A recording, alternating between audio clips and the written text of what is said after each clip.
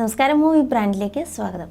2023 എടുത്തു പറയത്തക്ക വിജയങ്ങളൊന്നും നടൻ ദിലീപിനെ സംബന്ധിച്ച് ഉണ്ടായില്ല എന്ന് തന്നെ പറയാം.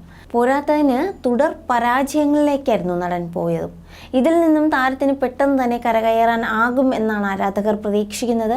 2024 പ്രതീക്ഷയോടെ തന്നെയാണ് ദിലീപും നോക്കിക്കാണുന്നത്. ഈ വർഷം ആദ്യം നടൻ്റെ റിലീസിനെത്താൻ സാധ്യതയുള്ളത് തങ്കമണി എന്ന സിനിമയാണ്.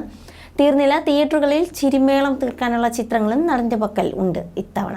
അതേസമയം നടൻ ഇടവേള ബാബുവും ദിലീപും നല്ല സുഹൃത്തുക്കളാണ്. അഭിനേതാവ് എന്നതിലുപരി താരസംഘടന അമ്മയുടെ നേതൃത്വത്തിലുള്ള ആളായിട്ടാണ് ഇടവേള ബാബു അറിയപ്പെടാറുള്ളത്. അമ്മയുമായി ബന്ധപ്പെട്ട വാർത്തകളിൽ പ്രതികരിച്ചുകൊണ്ടാണ് ബാബു പലപ്പോഴും വിവാദങ്ങളിൽ കുടുങ്ങിയിട്ടുള്ളതും.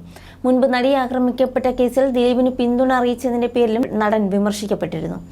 ദിലീപിനെ അമ്മ സംഘടനയിൽ നിന്നും പുറത്താക്കിയതിനെ പറ്റി ഇടവേള ബാബു പറഞ്ഞ വാക്കുകളാണ് ഇപ്പോൾ വൈറലാകുന്നത്. അന്ന് ചില സമ്മർദ്ദങ്ങൾക്ക് മുകളിലാണ് ചില തീരുമാനം എടുക്കേണ്ടി വന്നതെന്നും ശരിക്കും ചില തെറ്റിദ്ധാരണകൾ ഇതിനിടയിൽ സംഭവിച്ചിട്ടുണ്ടെന്നും ഒരു അഭിമുഖത്തിലൂടെ ഇടവേള ബാബു പറയുകയാണ്. ദിലീപ് വിഷയത്തിൽ ഞാനൊരു സാക്ഷിയായതുകൊണ്ട് കൂടുതൽ സംസാരിക്കാൻ എനിക്ക് സാധിക്കില്ല. ചെയ്യാൻ പാടില്ലെന്ന് അറിഞ്ഞുകൊണ്ട് നമുക്കൊരു തീരുമാനം എടുക്കേണ്ടി വന്നു. നമ്മുടെ ഭരണഘടന അതിന് അധികാരം നൽകുന്നില്ല.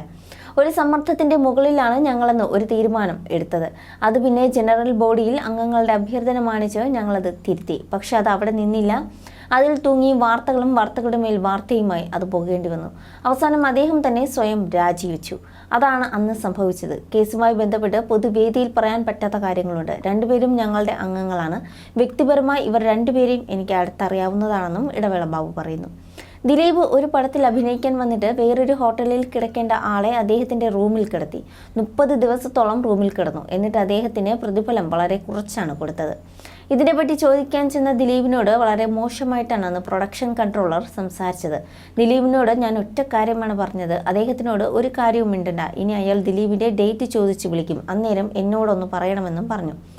അങ്ങനെ 6 മാസം കഴിഞ്ഞപ്പോൾ ഇതേ പ്രൊഡക്ഷൻ കൺട്രോളർ ദിലീപിൻ്റെ ഡേറ്റ് ചോദിച്ചു തന്നു. ഉടനെ ദിലീപ് എന്നെ വിളിച്ചിട്ട് അയാൾ ഡേറ്റ് ചോദിച്ച് വന്നിട്ടുണ്ടെന്ന് പറഞ്ഞു. വേറെ ആർക്ക് ഡേറ്റ് കൊടുത്തില്ലെങ്കിലും അയാൾക്ക് കൊടുക്കണമെന്നാണ് ഞാൻ പറഞ്ഞത്. പക്ഷെ പറഞ്ഞിട്ട് കൊടുക്കണമെന്നാണ് ദിലീപിനോട് ഞാൻ പറഞ്ഞത്. ദിലീപിന് കഴിവുണ്ട്, വളരെ മുൻപ് എനിക്കവനെ അറിയാം.